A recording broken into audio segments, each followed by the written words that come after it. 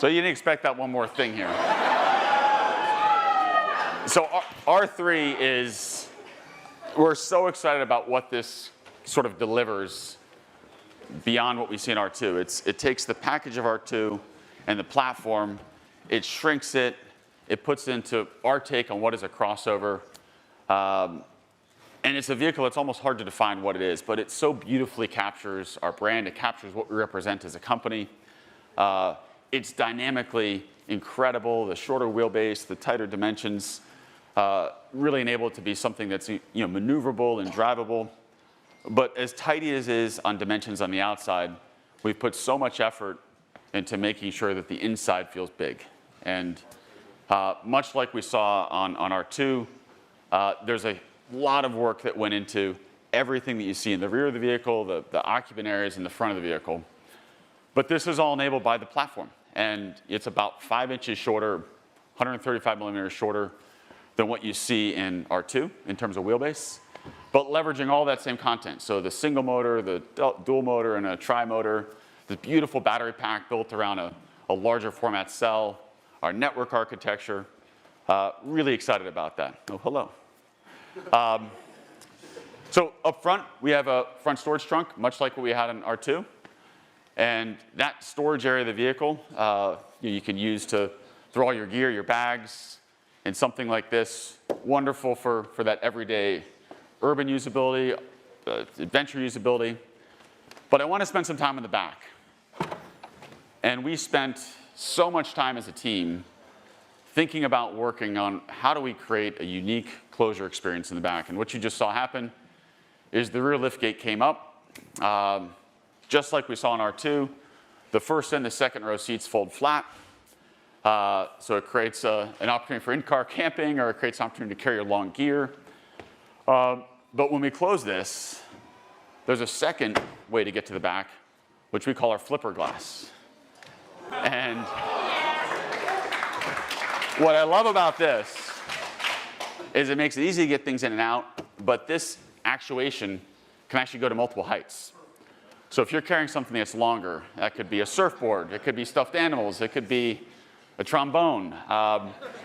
You can adjust the height here, and it's a user setting to make it really easy to carry those bigger objects or bigger things around.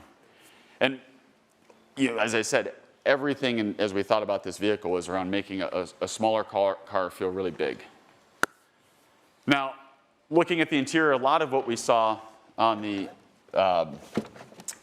on the R2 carries over here. So the use of materials, the way we think about the sustainability of those materials, how durable they are, and really embodying that Rivian feel is driven into this. And I wish we could all sit in the car right now. But same thing we had with our R2 with the control wheels and a steering wheel. Lots of flexibility in terms of storage, 2 glove boxes, and of course, we still have a flashlight here.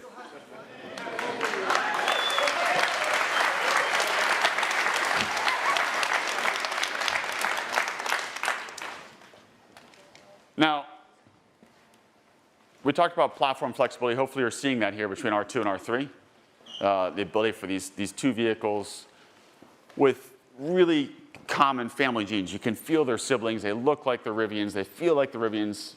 Unfortunately, you can't all drive them to say they drive like the Rivians, but I can guarantee they do. But there's one more thing. One more thing.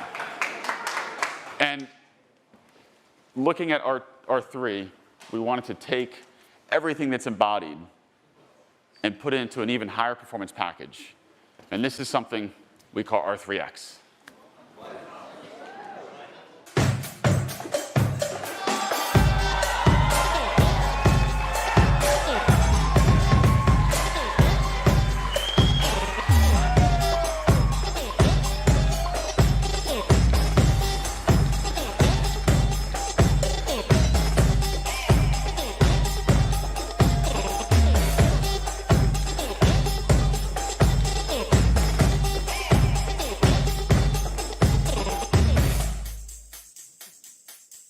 Thank you, Max.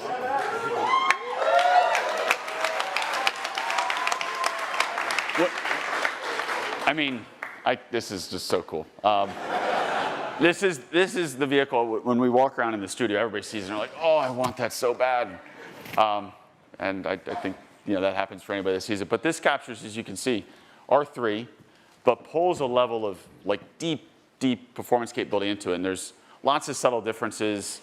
It's a wider wheel and tire, a little wider stance, more ground clearance, tri-motor setup, and a focus on really taking the capabilities of what Rivian represents and really flexing that and really showing that. And a small car, smaller crossover, delivering a level of on and off-road performance that will get us all very excited. And what you can't see, and I want to show, is the interior on the vehicle is just beautifully laid out. We had a chance to really stretch ourselves. This is an interior combination we internally call rugged playful, because it looks rugged and it looks playful. But the use of materials and the use of how we laid out those materials with cork and with interesting weaves and interesting ways to anodize metal, it feels so uniquely Rivian, but also so unique to this vehicle and to the performance variant. Now, as we think about this portfolio of vehicles, R2, R3, R3X, I can see from the room everyone is excited. We are so excited.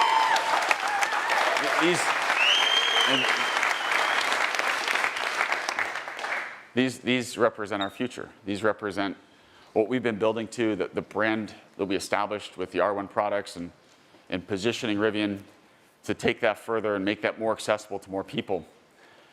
And we've been working hard to find ways to pull the timing on these programs forward, to get them to as many people as possible, as quickly as possible. And with that, I'm excited to say that we're going to be pulling the timing in to allow R2 to start deliveries in the first half of 2026. And we're able to do that. We're able to achieve that accelerated timing by leveraging our production capabilities in Normal.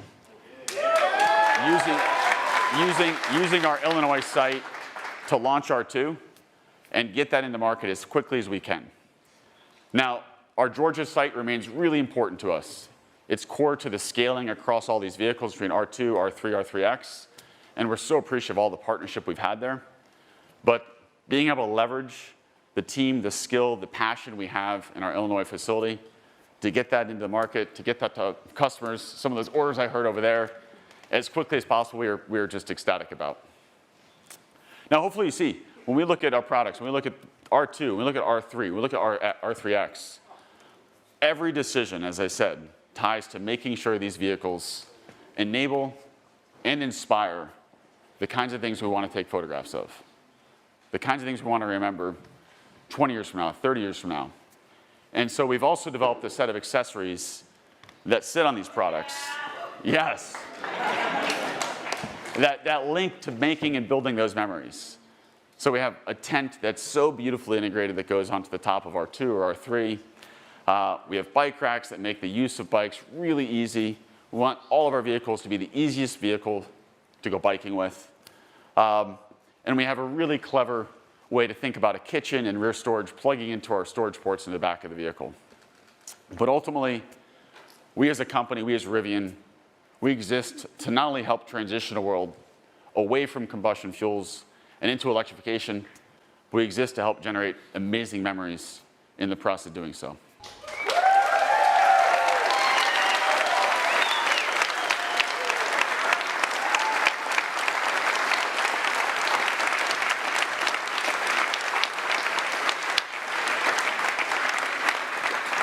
Thank you, everyone, so much for joining us today to hear about our future. We couldn't be more excited.